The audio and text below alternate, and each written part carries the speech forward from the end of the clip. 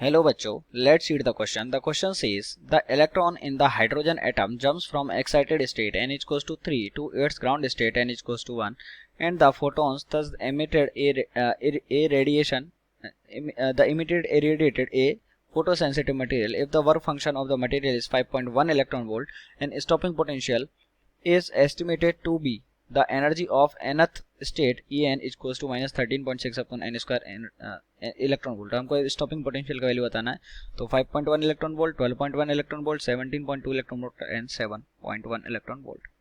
तो सबसे पहले इस क्वेश्चन में इसका हमको की कॉन्सेप्ट लिखना पड़ेगा। तो इस क्वेश्चन का की कॉन्सेप्ट है एनर्जी ऑफ फोटोन।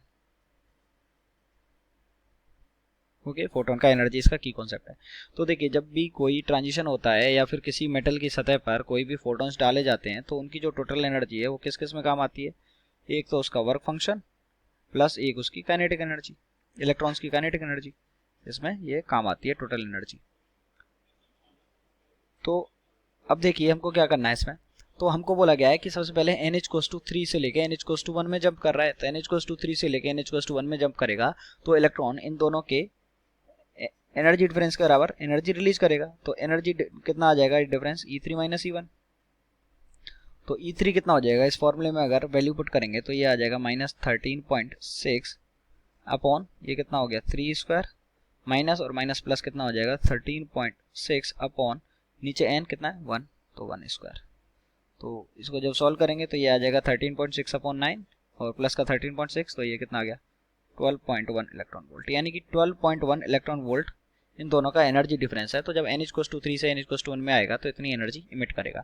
अब ये जो एनर्जी है ये क्या काम में आएगी, उसके वर्क फंक्शन और उसके काइनेटिक एनर्जी के काम में आएगी। तो यहाँ से हम लिख सकते हैं इसका एनर्जी कितनी है, ये 12.1।